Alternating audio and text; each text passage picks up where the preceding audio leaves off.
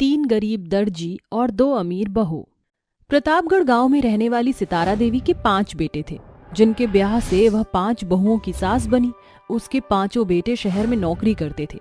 वहीं जहां उसकी 2 बहुएं तान्या और तारा बेहद अमीर घर से ताल्लुक रखती थीं, वहीं बिंदिया, बेला और आरोही बेहद गरीब घर की बेटियां थीं, जिस कारण तान्या और तारा बेचारी तीनों बहुओं को नीचा दिखाने का एक मौका नहीं छोड़ती थी। समय गुजरता है। एक शाम सितारा देवी हॉल में बैठी थी। उसकी तीनों बहुएं भी उसके पास बैठी बातें कर रही थी, जिसे देखकर तान्या और तारा कहती हैं, जब देखो ये तीनों तितलियां सासू माँ के इर्द गिर्द मंडराती रहती हैं। जेठानी जी, ये तीनों इसलिए सासू माँ से सटी रहती हैं ताकि उनके दिल में जगह बनाकर सारी जमीन जायदाद खुद हड़प कर जाएं। लगता है 2 दिन के अंदर ही हमारी गरीब गवार देवरानी ये भूल गई कि ये कहाँ से आई हैं। चलो जरा इन भूली भटकी देवरानियों को इनकी जगह तो दिखाई जाए। ऐसा कहते हुए अमीर घमंडी बहुएं वहां आकर अपनी रईसी का बखान करना शुरू करती हैं। माँ जी, डैडी ने फोन किया था कि कल दिवाली है ना, तो उन्होंने मेरे ससुराल भेजने के लिए लाखों की शॉपिंग की है। वैसे तुम तीनों के घर से दिवाली पर क्या आ रहा है? अरे भाभी, आप तो भले तौर से जानती हैं कि हमारी तीनों देवरानियां बड़े गरीब घर से हैं। ये तो इनकी बुलंद किस्मत है जो ये नंगू तेली से राजा भोज भोग रही हैं। और रही बात दिवाली पर इनके घर से कुछ आने की, तो ये तो भूल ही जाइए। दोनों बहुओं को ऐसे मुस्कुराता देखकर उनकी सास सितारा बीच में बोलती है, अरे मेरी अमीर बहुओं, तुम्हारी देवरानी से लेकर घर के दीवार और खिड़की भी जानते हैं कि तुम बड़े बाप की बेटी हो, तो रोज रोज इस बात को याद दिलाने की क्या जरूरत है। तुम्हारे आगे तो टाटा बिरला फेल हैं, क्यों बहू? सास के ताने बाने सुनकर न सिर्फ अमीर बहुओं की बोलती बंद होती है, बल्कि उनके चेहरे भी फीके पड़ जाते हैं और वह दोनों पांव पटकते हुए अपने कमरे में चल देती हैं। और आरोही बोलती है, सासू माँ, आपसे बड़ा सिकंदर और कोई नहीं। बहू, जब तक जोड़ का तोड़ ना दो बात नहीं बनती। ये बात मेरी अमीर बहुओं को कौन समझाए। ऐसे ही समय बीतता है। बावजूद इसके तान्या और तारा के तेवर अभी कहाँ बदलने वाले थे। एक दिन तीनों गरीब बहुएं आपस में बातचीत करती हैं। बिंदिया जी, मैं क्या सोच रही थी, सर्दियों का समय हो चला है, हम तीनों बहुएं सिलाई बुनाई में बेहद ही निपुण हैं। क्यों ना हम सासू माँ को अपने हाथों से बने स्वेटर दें। अरे ये तो बड़ी ही बेहतर सोच है, चलो फिर आज से शुरू करते हैं। तीनों बहुएं बाजार से ऊन इत्यादि खरीदकर घर लौटती हैं और 2 दिन के अंदर सुंदर सा स्वेटर बुनकर उसे सितारा को देते हुए बोलती हैं, सासू माँ, क्या बात है बहू, तुम तीनों इतना हिचकिचा क्यों रही हो? और ये तुम्हारे हाथों में क्या है बहू? माँ जी, हम तीनों ने आपके लिए ये स्वेटर बनाया है, शायद आपको पसंद आ जाए। स्वेटर देखकर तान्या और तारा जानबूझकर गरीब बहुओं के स्वेटर में नुष्क निकालती हुई खूब खिल्ली उड़ाती हैं। माँ जी, मेरी मानिए तो इस स्वेटर को मत पहनिए, जाने किस सस्ते ऊन से बुना हुआ है। ये स्वेटर कहीं खाज खुजली ना लग जाए। बात तो एकदम खरी है। अब इन गरीब बहुओं के लिए महंगे मॉल से कपड़े लत्ते खरीदना तो औकात से बाहर है, तो ये बुनेंगी बेचारी। जेठानी जी, तोहफे की कीमत उसके महंगे मोल से नहीं बल्कि दल से होती है। हाँ, अब तुम गरीब बहुओं के बस की और कुछ नहीं है तो भाषण ही दोगी। समय गुजरता जाता है। फिर एक रोज सितारा देवी पर दुखों का पहाड़ टूट जाता है जब उसे पता चलता है कि जिस कंपनी में उसके 5 बेटे कार्यरत थे, वहां भीषण आग लग जाती है, जिसमें उसके 5 बेटे मौत का कौर बन जाते हैं। ऐसे में घर में बदहाली छा जाती है, जिसे देखकर अमीर बहुएं अपने मायके रवाना हो जाती हैं और बच जाती हैं 3 गरीब बहुएं। जीजी, घर की दशा तो बड़ी दुर्बल हो गई है, घर चलाने के लिए कुछ तो करना होगा। हम तीनों बहुओं को कपड़े सिलना आता है, हमारे पास पहले से ही सिलाई मशीन मौजूद है। क्यों ना हम लोगों के कपड़े लत्ते सिलें, जो 4 पैसे आएंगे उससे घर का चूल्हा तो उदास ना पड़ेगा। हाँ, इस बहाने सिलाई में हम बहुओं का हाथ भी साफ हो जाएगा। तीनों बहुएं आसपास के सभी गांव में जाकर कपड़ों की सिलाई के बारे में बताती हैं। अगले दिन दूसरे गांव से आई हुई गोमती उनका किवाड़ खटखटाती है। कोई है भीतर, बहुरिया? जी काकी, कहिए। जयराम जी की बहुरिया, वो मंदा हमरी सखी है, वो बताए रही कि तुम तीनों दर्जी हो। हाँ काकी, एकदम सही सुना है आपने, हम तीनों दर्जी बहुएं हैं, बड़े ही कम दाम में कपड़े सिलती हैं। ये लो, कुल मिलाकर 1 दर्जन ब्लाउज का कपड़ा है। कब तक सिल दोगी? बेहतर होगा जो 2 दिन ना देती, छठ पर्व है ना। फिक्र मत करिए काकी, 2 दिन में आपको 12 के 12 ब्लाउज मिल जाएंगे। तीनों दर्जी बहुएं साझेदारी से देर रात तक नींद गंवाकर 2 दिन की बजाय 1 दिन में ही उन ब्लाउजों को तैयार करके गोमती के घर पहुंचा आती हैं। गरीब दर्जी बहुओं की सिलाई का कम दाम सुनकर दूर दराज के गांव से भी औरतें उनके गांव में आया करती थीं। वहीं बाजार के एक बड़े कपड़ों के व्यापारी जिसका नाम आनंद था, वह भी दर्जी बहुओं के घर दस्तक देता है। जी आप कौन? अजी मेरा नाम आनंद है, बाजार का मशहूर कपड़ा व्यापारी हूँ। आपको कौन नहीं जानता, कहिए हम गरीब दर्जी बहुओं के घर कैसे आना हुआ? जी आजकल गांव से लेकर बाजार तक आप तीनों दर्जी बहुओं के सिले कपड़ों की बढ़ाई चल रही है। मैं चाहता हूं कि आप दर्जी बहुएं दुल्हनों के लहंगे सिलें।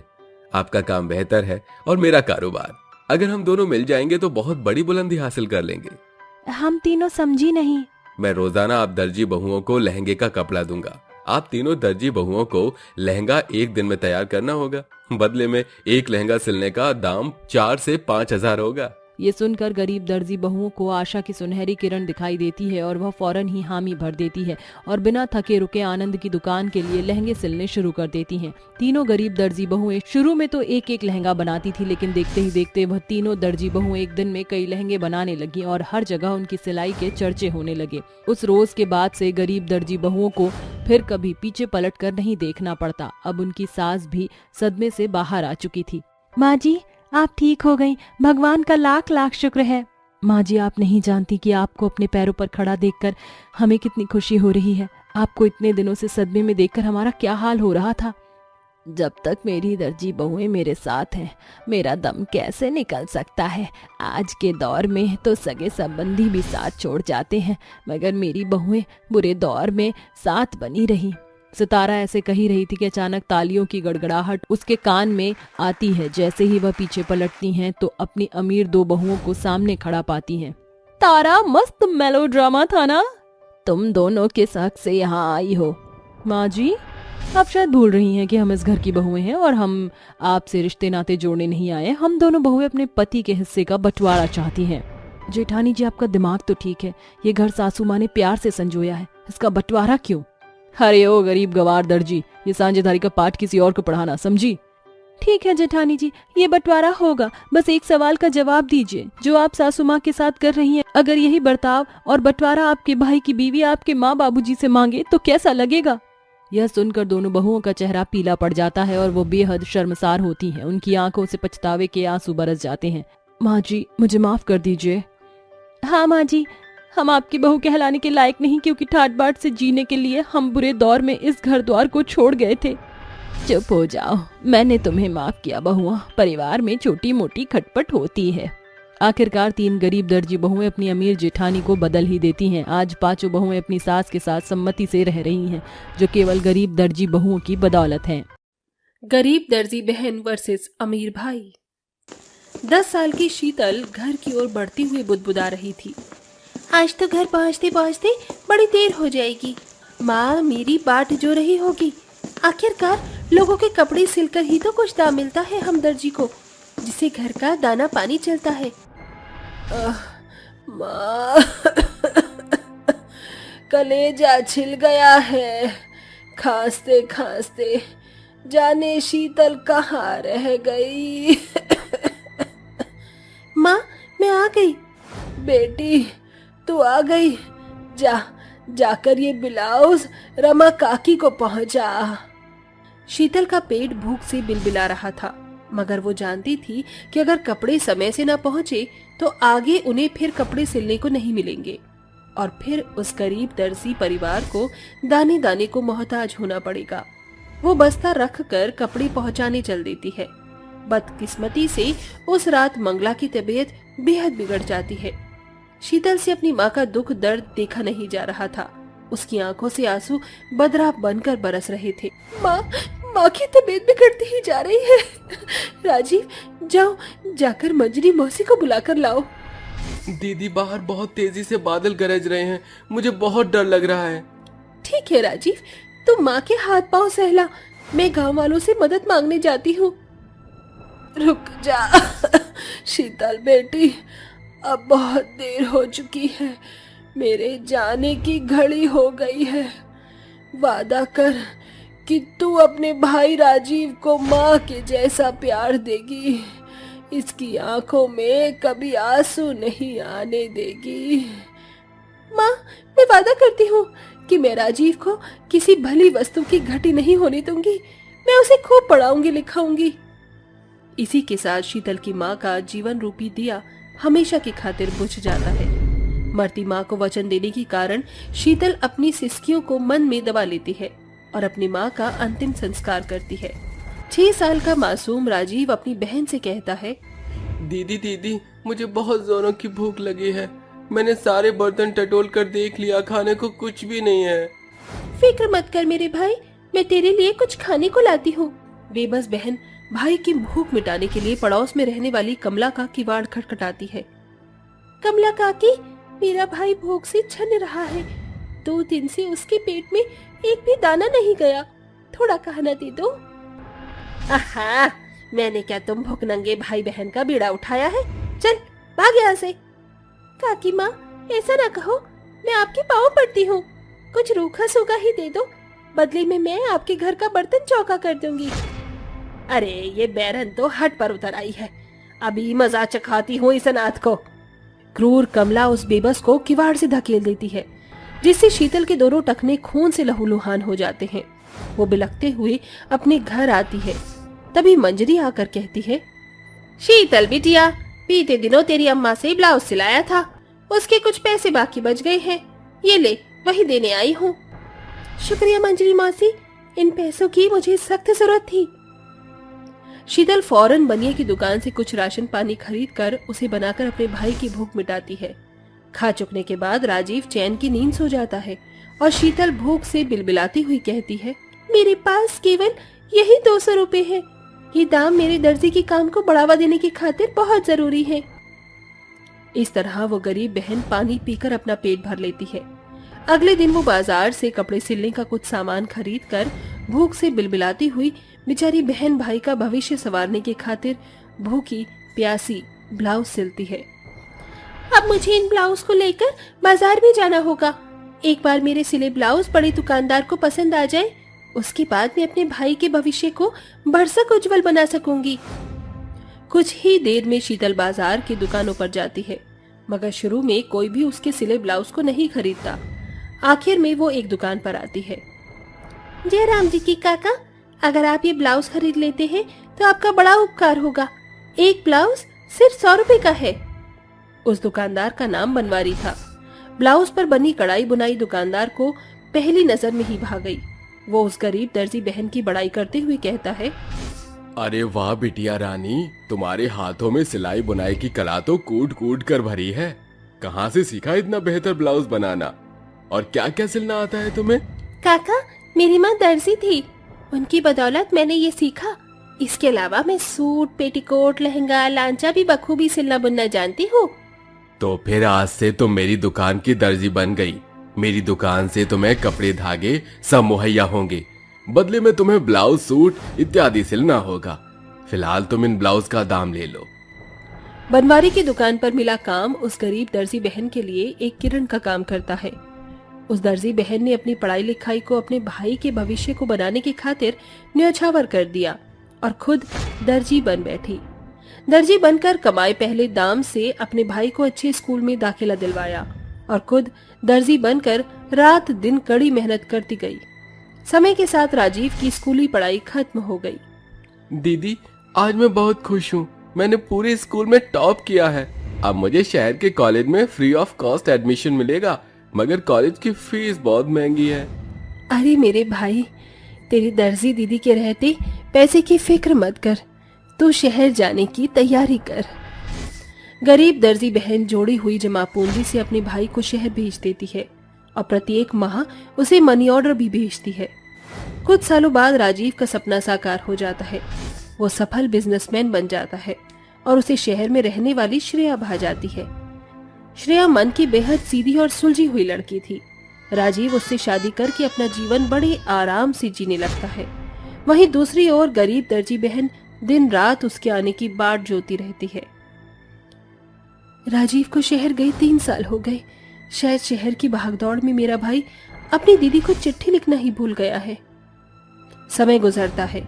एक दिन श्रेया राजीव से कहती है, राजीव, वैसे तुमने कभी अपनी फैमिली के बारे में बताया नहीं। श्रेया, मेरी माँ को मरे कई साल हो गए। हाँ, गांव में मेरी बड़ी बहन है। राजीव, मैं तुम्हारी बहन से मिलना चाहती हूँ, मेरा बड़ा मन है। श्रेया के कई बार कहने पर आखिरकार राजीव अपने गांव उसे लेकर आता है। उसे देखकर गरीब दर्जी बहन दौड़ती हुई उसे गले से लगा लेती है। राजीव, तू आ गया। भाई, शहर जाकर तूने तो अपनी गरीब दर्जी बहन को बिसार ही दिया था। दूर हटो दीदी, तुम्हारा भाई शहर का बड़ा बिजनेसमैन है। अगर किसी मीडिया को भनक पड़ गई एक गरीब दर्जी बिजनेसमैन राजीव की बहन है तो मेरे बिजनेस पर बहुत बुरा इफेक्ट पड़ेगा। भाई के शब्द सुनकर शीतल रहीसी के घमंड में चढ़ी उसकी बाहों को भांप जाती है, जिसके बाद माहौल को बदलने के लिए बीच में श्रेया कहती है, प्रणाम जीजी, मैं श्रेया। अपनी भाभी का स्वागत नहीं करेंगी आप? क्यों नहीं करूंगी, आओ भाभी। शीतल उन दोनों का स्वागत सत्कार करती है। शीतल और श्रेया के बीच गहरा रिश्ता बन जाता है। मगर राजीव जितने भी दिन वहां रहता है, कभी खाने में नुस्ख निकालता तो कभी बिछावन को लेकर किलकिल करता। एक दिन, राजीव देख, तेरी दर्जी बहन ने भाई दूज के लिए अपने हाथों से ये शेरवानी सिली है। क्या दीदी, दिमाग खराब हो गया है क्या? जानती हो मेरे कोट पैंट की कीमत लाखों में है, ये मेरे पहनने के लायक नहीं है। बस करो राजीव, जब से मैं यहाँ आई हूँ तुम अपनी बहन को गरीबी के चक्कर में सुनाई जा रहे हो। अब बहुत हो गया, मैं और बर्दाश्त नहीं कर सकती। राजीव, शायद तुम ये भूल गए हो कि आज तुमने जो ये लाखों का कोट पैंट पहना है, ये तुम्हारी इसी गरीब दर्जी बहन की बदौलत है, जिन्होंने दिन रात तुम्हारी सफलता के लिए खुद की खुशी न्यौछावर कर दी। श्रेया के कड़वे शब्द राजीव को शर्मसार कर देते हैं। उसकी आंखें आंसू से भर जाती। चुप हो जाओ श्रेया। दीदी, श्रेया सही कह रही है। अमीरी के नशे में चूर तुम्हारा भाई भटक गया था। मुझे माफ कर दीजिए, मैंने अनजाने में आपको कितना भला बुरा कहा। मैं भूल गया था कि आपने खुद भूखी रहकर मुझे भरपेट खाना खिलाया। अब आपको चिंता करने की जरूरत नहीं, आपने तो अपना फर्ज बखूबी अदा किया। अब मेरी बारी है। अंत में राजीव अपनी गरीब दर्जी बहन के लिए एक बड़ी दर्जी की दुकान खुलवाता है और उस दुकान का मालिक अपनी बहन को बनाता है और उस दुकान का नाम दर्जी बहन की सफलता रखता है और पूरे शानो शौकत से शीतल की शादी करके अपनी गरीब दर्जी बहन की डोली को कांधा देकर अपना अधूरा फर्ज पूरा करता है। लंबे कान वाली बहू। अरे बबलुआ देख, सारा गांव गहरी नींद के आगोश में है। जल्दी से दोनों दोस्त हाथ साफ कर लेते हैं। अरे तनिक ठहर जाओ सुस्ता ले। ससुरा कौन है कि अभी खबर नहीं हुई कि हम दोनों दोस्त चोरी के इरादे से बलिहार गांव में आयल हैं। दोनों चोरों को इस बात की दूर तक खबर नहीं थी कि उनकी ये साजिश दूर खिड़की पर खड़ी श्रव्या सुन रही है। साथियों, अब आप भी सोच में पड़ गए ना कि भला कोई कोसों दूरी की बातें कैसे सुन सकता है। दरअसल श्रव्या के लंबे कान उसके नाम की ही भांति तेज तर्रार थे। मुझे फौरन ही सबको खबर करनी होगी कि गांव में चोरी होने वाली है। श्रव्या अपनी सास को जगाते हुए कहती है। सासू माँ उठिए, सनसनीखेज खबर है, आज रात गांव में चोरी होने वाली है। ये समाचार सुनकर तेजस्विनी नींद से जागकर कहती है, अरे बहू, किसकी मजाल हमारे बलिहार गांव में चोरी करने की। माँ जी, चोरों के नाम कलुआ और बबलू हैं। अपने तेज तर्रार बड़े कानों की बदौलत मैंने उनकी सारी साजिश सुन ली है। बहू, हमें ये खबर अभी गांव के प्रधान तक पहुंचानी होगी। दोनों सास बहू आधी रात दबे पांव प्रधान के पास आकर उन्हें सारा कच्चा चिट्ठा कहकर सुनाती हैं, जिसके बाद सभी जन मिलकर चोर को पकड़ते हैं और प्रधान कहता है, नमक हराम नामुरादो, बलिहार गांव में घुसने की जुर्रत कैसे हुई तुम्हारी? अरे कलुआ, बोल बबलुआ। अरे हम दोनों तो सब कुछ प्लान के मुताबिक करत रहे, फिर इन ससुरन को हमारी साजिश की खबर किस मुखबरे ने दी? शायद तुम दोनों को पता नहीं कि ये बड़े कानों वाली बहू हमारे गांव में जीता जागता कैमरा है। इसके कान कोसों दूर के लोगों का बोल वचन साधारण तौर से सुन सकती हैं, समझे? लागत है आज कलुआ के कदुआ फूट गई है। ओरी बबलुआ का भी बैंडबाजी। अपनी ये चोरगिरी की चोचलेबाजी जेल जाकर करते रहना, कुछ ही देर में पुलिस तुम्हारे हाथों में हथकड़ियां लगा देगी। श्रव्य के तेज तर्रार बड़े कानों के कारण दोनों चोर सलाखों के पीछे पहुंच जाते हैं, जिसके बाद पूरा गांव तेजस्विनी के बड़े कान वाली बहू की बहादुरी का बखान करते हुए कहते हैं, अरे तेजस्विनी ताई जी, तुम्हारे भाग बड़े ही प्रबल हैं जो तुम्हारी बहू के कान इतने बड़े हैं। सचमुच तेजस्विनी, आज ये दुखद हादसा केवल श्रव्या बहू की बहादुरी के चलते टला है, जिसका सारा श्रेय श्रव्या के तेज तर्रार बड़े कानों को जाता है।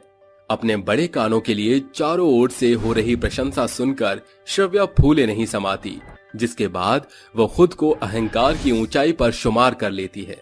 अरे मेरे लंबे कानों की और कितनी बखान करेंगे आप सभी जन। इसके पश्चात श्रव्या अपनी सास के साथ घर लौट आती है। देखते ही देखते एक सप्ताह बीत जाता है। एक सांझ श्रव्या अपने लंबे कानों को शीशे में निहारते हुए कहती है, मुझे मेरे लाजवाब लंबे कान बेहद प्रिय हैं, क्योंकि यही तो मुझे भीड़ से अलग बनाते हैं। तभी अचानक श्रव्या का पति समीर शाम को ही घर चला आता है और अपनी माँ से बातें करने लगता है। ये समीर और सासू माँ इतने धीमे धीमे आखिर क्या खुसुर फुसुर कर रहे हैं? अब तो सुनना ही पड़ेगा। श्रव्या अपने लंबे कान दरवाजे से लगाकर उनकी बातें सुनती है। माँ, ये पैसे संभाल कर रख लेना। आजकल श्रव्या के हाथ जरूरत से ज्यादा ही खर्चीले हो गए हैं। अच्छा बच्चू, तो सासू माँ से मेरी चुगली की जा रही है? नहीं श्रव्या, तुम हमें गलत समझ रही हो। समीर, शायद तुम भूल गए हो, मेरे लंबे कान से मुझे दूर की बातें भी साफ सुनाई देती हैं। मैंने तुम्हारी और सासू माँ की सारी बातें सुन ली। अरे बहू, माना कि तेरे कान लंबे और तेज तर्रार हैं, इसका मतलब ये नहीं कि तू अपने कानों से कानाफूसी करे। सास की बातें श्रव्या के सिर से आर पार हो जाती हैं। कई दिन गुजर जाते हैं। फिर एक दिन सासू माँ खुद तो सारा दिन सैर सपाटे पर निकल जाती हैं। ये भी नहीं सोचती कि बेचारी बहू का भी बैठे बैठे मन उबता है। आज तो मैं भी गांव नगर घूमकर ही दम लूंगी। ये कहकर श्रव्या घर की दहलीज से बाहर दस्तक देती है, जहाँ औरतों की मंडली बैठी बातें बना रही थी। अरे ये क्या, लगता है इन औरतों की मंडली में शुक्रिया चल रही है। इसे सुनने में तो बड़ा मजा आएगा, क्योंकि सासू माँ भी इस मंडली में जो बैठी हैं। अरे जानती हो तेजस्विनी बहन, वो है ना अपनी झुमरी, सारा दिन जानबूझकर मर्दों के बीच गांव में झूमती रहती है। भगवान झूठ ना बुलाए, बताओ जरा ऐसे लक्षण बहू में शोभा देते हैं क्या? अरे मंगला, ये सतयुग का दौर नहीं है, घोर कलयुग आ गया है। आज के समय में पत्नी सिर्फ एक पनौती है। क्या सोच है सासू माँ की? अब देखो ये श्रव्या कल कैसे धमाका करती है। अगली सुबह जैसे ही श्रव्या दरवाजे पर खड़ी होती है, झूमती फिरती झुमरी वहाँ आती है। हेलो भौजाई जी, कैसन बा? अरे मैं तो ठीक हूँ, मगर वो मंगला मौसी बड़ी बहकी बहकी बातें बना रही थी तुम्हारे बारे में। ऐसा क्या कह रही थी मौसी? मैं तो बस वहाँ से गुजर रही थी कि मंगला मौसी की मंडली पर मेरी निगाह चली गई और मेरे लंबे कानों ने उन्हें लुगाइयों से चुगली करते सुन लिया। तुम मर्द जात के आगे पीछे भौरों की तरह डोलती हो। उस मनहूस मंगला की ये मजाल। श्रव्या के दिखावे में आकर झुमरी मंगला से लड़ने चली जाती है। यूरी मंगला, मंडली में बैठकर मंथराई करने के सिवा दूजा कोई काम नहीं क्या? क्या कहा था तूने? मैं मर्द के आगे पीछे डोलती हूँ? अरे झुमरी, काहे गरमात है? ऐसा हम कछु ना ही बोले हैं। बातों से मुकरने का कोई मतलब नहीं मंगला मौसी। मैंने अपनी लंबी तेज तर्रार कानों से सब कुछ सुना था। मेरे लंबे कान लाउड स्पीकर जितने तेज हैं। अरे रे, तूने अपने लंबे कानों के जरिए कानाफूसी की करतूतें शुरू कर दी। अरे तेरा जन्म तो कानपुर में होना चाहिए था। जाने बलिहार की बहू कहाँ से बन गई है लंबी कान वाली। हर एक दिन के साथ श्रव्या के लंबे कानों की कानाफूसी बढ़ती जा रही थी, जिसे देख गांव के प्रधान सभा में श्रव्या को समझाकर कहते हैं, देखो श्रव्या, भगवान ने तुम्हें जो लंबे कान दिए हैं उसका सदुपयोग करना सीखो, न कि कानाफूसी। कमाल है, आप सभी जन मिलकर मुझे दोष लगा रहे हैं। अब मेरे लंबे कान किसी की बात सुन लेते हैं और मैं लोगों को आगाह कर देती हूँ, तो इसमें मेरी गलती क्या है? श्रव्या के जाने के बाद प्रधान कहते हैं, लंबे कानों के गुरूर में तेजस्विनी की बहू मगरूर हो गई है। अब इसे सबक सिखाना ही होगा। उसे बस बहुत हुआ। आप ये सारा तामझाम जानबूझकर कर रहे हैं ना? प्यारी समझ गई। मेरी परेशानी बढ़ाकर आपको मजा आ रहा है?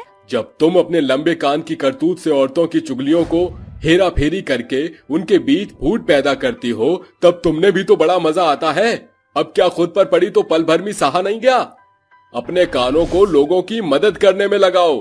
प्रधान श्रव्या को जीवन की सच्चाई से परिचित कराता है, जिसके पश्चात आंखों में आंसुओं का समंदर उतर आता है और वो पछतावा जाहिर करती हुई कहती है, अब मुझे समझ आ गया, मैंने अपने लंबे कानों से औरतों की कानाफूसी करके बेहद बुरा किया।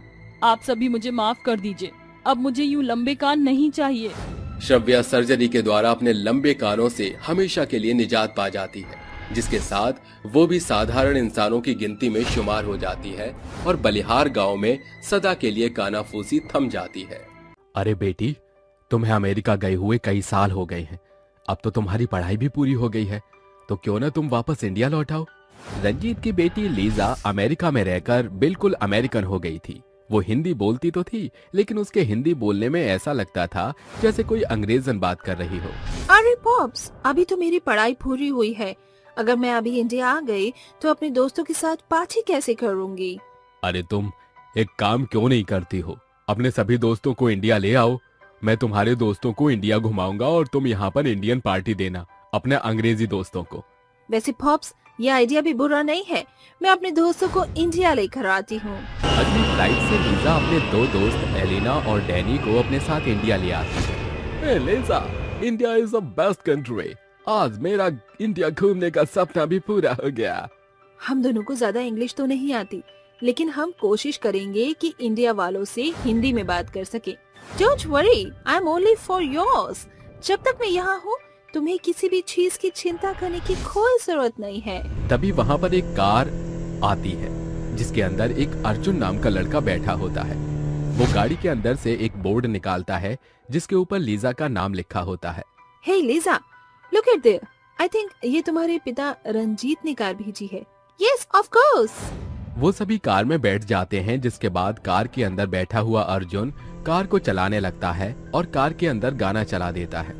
ओह प्लीज, तुम्हारे पास इन हिंदी सॉन्ग्स के अलावा और कोई गाने नहीं है? तब से मैं देख रही हूँ ये टिपिकल टाइप के गाने बजा रहे हो। अरे मैडम, मैंने माँ के ऊपर गाना बजाया है, आपको पसंद नहीं आया? अरे माँ के लिए तो हर किसी का सीना फटकर बाहर आ जाता है, और आप तो एक लड़की हो। ओहो, अब तुम जैसी गवार को मैं क्या ही समझाऊं? I have no time for waste। अरे ये क्या बड़बड़ा रही हो मैडम, मुझे इंग्लिश नहीं आती, बोलना है तो हिंदी में बोलो, कम से कम मुझे कुछ समझ तो आएगा। ब्लडी विलेजर, चुपचाप कार चलाओ, समझी? अगर और कुछ कहा तो अपने पिता रंजीत से तुम्हारी शिकायत लगा दूंगी। ओह मैडम, आप तो नाराज हो रही हो। चलो मैं चुप हो जाता हूँ। कुछ ही देर में अर्जुन लीजा और उसके अमेरिकन दोस्तों को रंजीत के घर पहुँचा देता है, जिसके बाद लीजा अपने पिता रंजीत से मिलकर बहुत खुश होती है। हे पॉप्स, मैंने आपको बहुत मिस किया। आप इतने सालों में एक बार भी अमेरिका मुझसे मिलने नहीं आए। सब्र का फल मीठा होता है। अब तुम देख लो, तुम्हें अचानक से इतना बड़ा देखने के बाद मुझे कितनी खुशी मिल रही होगी। वैसे आज शाम तुम्हारे आने की खुशी में मैंने पार्टी रखी है। जाओ, जाकर आराम कर लो और अपने दोस्तों को उनका कमरा दिखा दो। लीजा अपने दोनों दोस्तों को अपने साथ ले जाती है और उन्हें उनके कमरे दिखा देती है। इसके बाद वो भी अपने कमरे में जाकर आराम करने लगती है। रंजीत अर्जुन के पास जाता है और उससे कहता है, अर्जुन बेटा, तुम भी रात की पार्टी के लिए तैयार हो जाओ। आज मैं अपनी बेटी के लिए स्वयंवर रख रहा हूँ। दूर दूर से बहुत एजुकेटेड लड़के आएंगे। रंजीत बहुत खुश होता है। धीरे धीरे शाम हो जाती है और उनके घर मेहमान आने शुरू हो जाते हैं। ऐसे ही लीजा तैयार होकर आती है। अर्जुन उसे देखता ही रह जाता है। अरे बाप रे, ऊपर वाले ने इन लीजा मैडम को तो बहुत ही फुर्सत से बनाया है। इतनी सुंदर है कि नजर ही नहीं हट रही। रंजीत लीजा को सबसे मिलवाता है, जिसके बाद रंजीत लीजा से कहता है, बेटा, मुझे तुम्हारी बहुत चिंता। तुमने अपनी पढ़ाई पूरी कर ली है। अब मैं चाहता हूँ कि तुम भी शादी करके अपनी जिंदगी में खुश रहो। मैंने यहाँ तुम्हारे लिए स्वयंवर रखा है। जो लड़का तुम्हें पसंद आए बस मुझे बता देना। ये सभी बाहर के देशों में पढ़ाई करके आए हैं, सभी एजुकेटेड हैं। ओहो पॉप्स, आप ये क्या सोच रहे हो? मैं इतनी जल्दी शादी नहीं करना चाहती, और वैसे भी ये स्वयंवर पुराने जमाने में हुआ करते थे। रंजीत अपनी बेटी लीजा को बहुत मनाता है, जिसके बाद वो मान जाती है। रंजीत कई लड़कों से लीजा को मिलवाता है, लेकिन लीजा को कोई पसंद नहीं आता। पार्टी में सभी एंजॉय करते हैं, लेकिन लीजा बहुत परेशान हो जाती है और थोड़ी देर टहलने के लिए गार्डन में पहुंच जाती है, जहां उसे अर्जुन मिलता है। ओह विलेजर बॉय, तुम यहाँ पर क्या कर रहे हो? कुछ नहीं मैडम, थोड़ा अंदर अमीरों का माहौल है और मैं गरीब हूँ। मेरा उनके साथ कोई मेल नहीं, इसलिए यहाँ टहल रहा हूँ। ओह आई सी, आई एम इम्प्रेस्ड। है? क्या कह रही हो लीजा मैडम? मेरा मतलब है कि तुम बहुत अलग हो और अच्छे भी हो। लीजा इतनी बड़ी पार्टी को छोड़कर अर्जुन के साथ गार्डन में खुशी खुशी बातें कर रही होती है। अगले दिन अर्जुन लीजा को सभी दोस्तों को घुमाने के लिए लेकर जाता है। लीजा के साथ रहकर अर्जुन बहुत खुश रहता है। वहीं लीजा को भी अर्जुन का साथ बहुत अच्छा लगता है। दोनों एक दूसरे को पसंद करने लगते हैं, लेकिन बोल नहीं पाते। ऐसे ही कुछ दिन बीत जाते हैं और एक दिन लीजा अपने पिता रंजीत के पास जाकर उनसे कहती है, पॉप्स, जिसका मुझे इंतजार था आखिर वो मुझे मिल ही गया।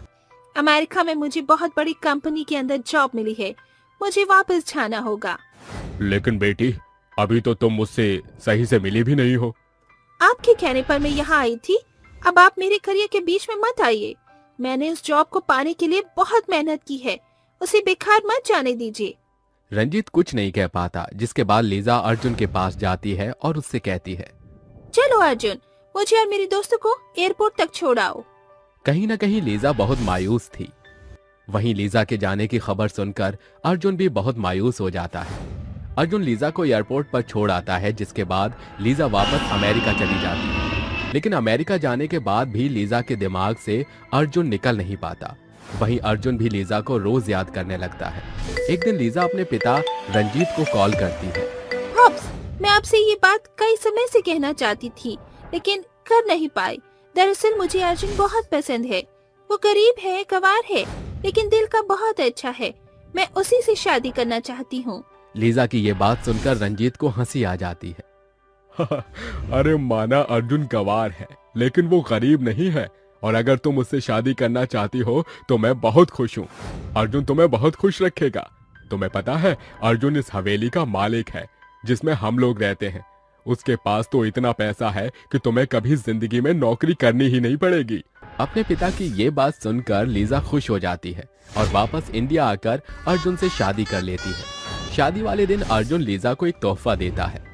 ये लो मेरी अंग्रेजन बहू, तुम्हारे लिए मैं एक तोहफा लाया हूँ।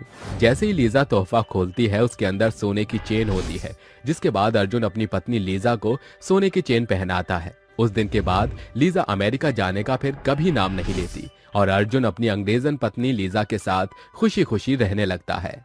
एक औरत अपने पति को धक्का देते हुए कहती है, विक्रम, तुमने मेरे साथ धोखा करके बहुत बड़ी गलती की है। तुमने मेरे दिल को ठेस पहुंचाया। मुझे तुमसे उम्मीद नहीं थी। मैंने तुम्हें इतना चाहा और उसका तुमने मुझे ये सिला दिया। मैं तुम्हें कभी माफ नहीं करूंगी। अरे ऐसे मत बोलो, मुझे बस एक मौका दे दो। प्रॉमिस, मैं फिर कभी ऐसा नहीं करूंगा। मुझे तुम पर रत्ती भर भरोसा नहीं है। क्यों आए हम तुम्हारे पास वापस, ताकि तुम भी मुझे मार डालो और मेरी बच्ची को भी। नहीं नहीं स्वाति, ऐसे मत बोलो। मैं अपनी बच्ची और तुम्हारे साथ ऐसा कभी नहीं कर सकता। मैं सच में तुम दोनों से बहुत प्यार करता हूँ। ना जाने क्यों मेरा दिल तुम पर भरोसा करने के लिए अब नहीं कह रहा। आखिर दोनों पति पत्नी में किस बात को लेकर लड़ाई चल रही थी और विक्रम ने किसको मार डाला था? आखिर इस मुश्किल घड़ी का पूरा सच क्या है, ये जानने के लिए हमें कुछ समय पीछे जाना होगा, जहाँ इसकी शुरुआत हुई थी। देहरादून के एक छोटे शहर में प्रिया नाम की लड़की फुटपाथ पर फूल बेचा करती थी। ऐसे ही ट्रैफिक जाम होने पर वो सिग्नल पर हाथों में फूलों का गुलदस्ता लिए आती है और कहती है, साहब साहब, ये फूल खरीद लीजिए। देखिए ना, ये बहुत अच्छे हैं और खूबसूरत भी है। ले लीजिए, सिर्फ 50 का है गुलदस्ता। अरे नहीं नहीं नहीं, मुझे नहीं चाहिए। तभी प्रिया विक्रम की कार की ओर बढ़ती है और शीशा खटखटाती है, जिससे वो शीशा नीचे कर लेता है और प्रिया कहती है, साहब साहब, ये गुलदस्ता ले लीजिए, गुलाब का। लीजिए ना आप, ये बहुत अच्छा है और ये ताज़ा भी है और सस्ता भी है साहब, ले लीजिए। अरे नहीं नहीं, मुझे नहीं चाहिए। भला मैं ये गुलाब का फूल किसे दूंगा? ना मेरी पत्नी है, ना कोई गर्लफ्रेंड है। मुझे नहीं चाहिए। अरे साहब ले लीजिए ना, बहुत सस्ता है। आप किसी को भी दे देना, जो भी आपको खूबसूरत लगता है। अच्छा ऐसी बात है, तो दीजिए। और ये आपके पैसे। अरे वाह, गुलाब के फूलों की महक बहुत ही अलग है। जी साहब।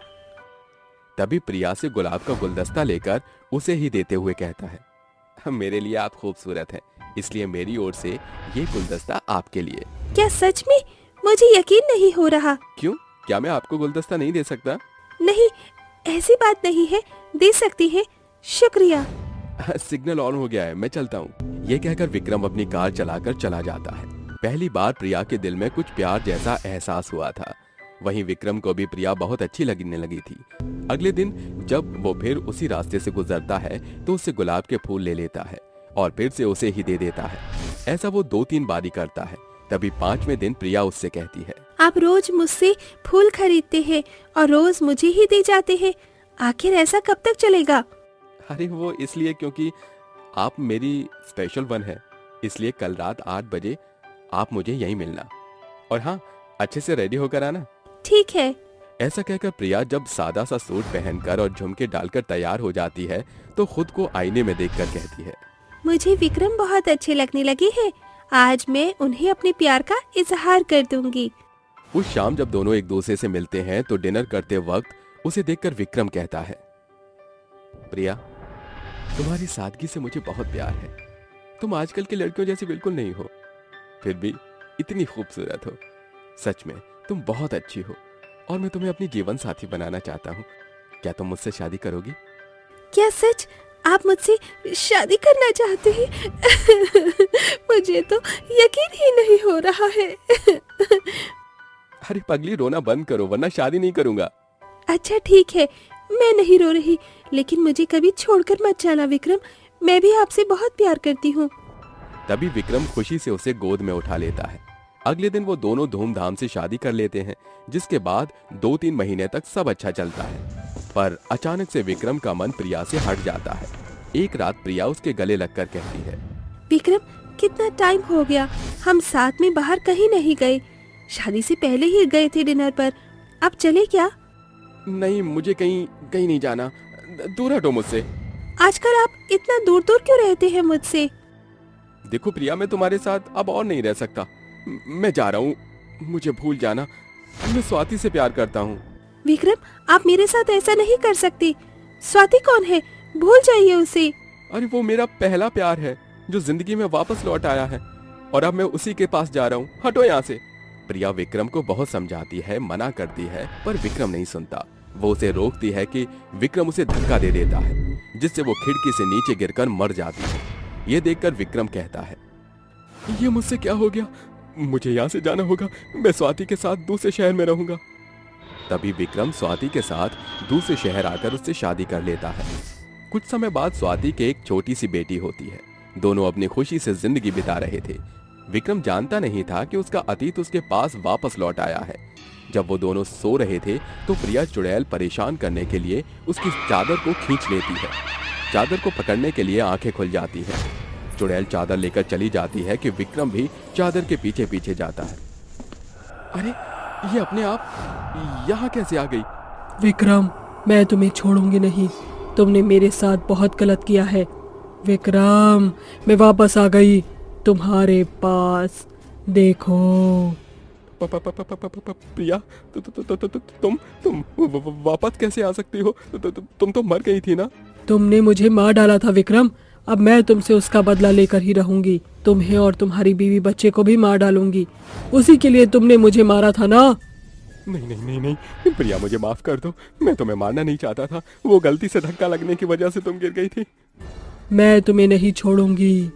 उसे ढूंढते हुए स्वाति उसके पास आ जाती है और कहती है, विक्रम, तुम यहाँ क्या कर रहे हो? चलो सोने चलते हैं। और तुम इतने डरे हुए क्यों हो? कुछ नहीं। अगले दिन सुबह होती है। जब स्वाति रसोई में खाना बना रही थी तो चुड़ैल उसका पल्लू लेकर गैस पर रख देती है, जिससे आग लग जाती है और स्वाति चिल्लाने लगती है, विक्रम, विक्रम बचाओ, यहाँ पर आग लग गई है मेरे पल्लू में। विक्रम। तभी विक्रम आकर उसे बचा लेता है और चुड़ैल उसे देखकर कहती है, आज तो तुमने अपनी पत्नी को बचा लिया, लेकिन आगे कैसे बचाओगे? मैं तुम्हारे आगे हाथ जोड़ता हूँ, प्लीज ऐसा मत करो। अगली बार के लिए तैयार रहना। ये बोलते ही वो गायब हो जाती है। कुछ देर बाद स्वाति कहती है, विक्रम, मैं खाना बना रही हूँ। गुड़िया रो रही है, उसे जाकर संभाल लो। ठीक है, जाता हूँ। विक्रम जैसे ही अपने बच्चे के पालने के पास जाता है तो उसमें गुड़िया नहीं दिखती और वो चलाते हुए कहता है, मेरी बच्ची कहाँ गई? कहीं प्रिया ने उसे कुछ कर तो नहीं दिया? प्रिया, मेरे बच्चे को वापस लौटा दो प्रिया। तभी उसे चुड़ैल की आवाज आती है, चंदनिया छुप जाना रे, चन भर को रुक जाना रे, बिटिया मेरी सो जा। देखो तो विक्रम, तुम्हारी बेटी को मैंने हमेशा के लिए सुला दिया है। अब बारी तुम्हारी है। देखो, मैं तुम्हारे आगे हाथ जोड़ता हूँ, मेरी बेटी को छोड़ दो। हाँ, मैंने तुम्हारे साथ धोखा किया है, तुम्हारा भरोसा तोड़ा है, पर मैं तुम्हें मारना नहीं चाहता था। वो एक्सीडेंट था, मेरी बच्ची को छोड़ दो प्रिया। तभी वो सारी बात स्वाति सुन लेती है और कहती है, विक्रम, तुम किसी की भी जान ले सकते हो, ये मैंने कभी सपने में भी नहीं सोचा था। तुमने मुझसे छुपाया, ये सब मुझे कभी बताया क्यों नहीं? मैं तुम्हें कभी माफ नहीं करूंगी विक्रम। देखिए, इसकी सजा मेरी छोटी सी बच्ची को मत दीजिए। प्लीज प्लीज इसे छोड़ दीजिए, मुझे दे दीजिए इसे। मैं इतनी भी पत्थर दिल नहीं कि इसके पापों की सजा एक छोटी सी बच्ची को दूं। तुम्हारी बच्ची बहुत प्यारी है, अभी मैंने इसे लोरी गाकर सुलाया है, ये लो। ये कहते ही चुड़ैल स्वाति की बेटी उसे वापस लौटा देती है। तुम मेरी सौतन हो, इसने तुम्हारे लिए ही मुझे छोड़ दिया और मुझे मार डाला। विक्रम ने मुझे धक्का दिया था, तभी आज मैं एक चुड़ैल हूँ और इधर से उधर भटक रही हूँ। प्रिया, मैं तुमसे उसकी माफी मांगता हूँ, मुझे माफ कर दो। विक्रम, मैं तुमसे बहुत नफरत करती हूँ और अपनी बेटी को लेकर हमेशा के लिए यहाँ से जा रही हूँ। मुझे तुम्हारी अब कोई जरूरत नहीं है, मैं अपनी बेटी को अकेले भी पाल सकती हूँ। स्वाति, मुझे इतनी बड़ी सजा मत दो कि मुझे मेरी बेटी और तुमसे हाथ धोना पड़े। मैं तुमसे बहुत प्यार करता हूँ। इसकी यही सजा होनी चाहिए। अब मुझे तुम्हें मारने की कोई जरूरत नहीं है, तुम अकेले तड़पना। तुम मेरे प्यार के लायक नहीं हो और न ही स्वाति के। विक्रम का रोता हुआ देख चुड़ैल की आत्मा को शांति मिल जाती है और वो चली जाती है। साथ ही स्वाति भी अपनी बेटी को लेकर हमेशा के लिए उसे छोड़कर चली जाती है और विक्रम अकेला उस घर में रह जाता है।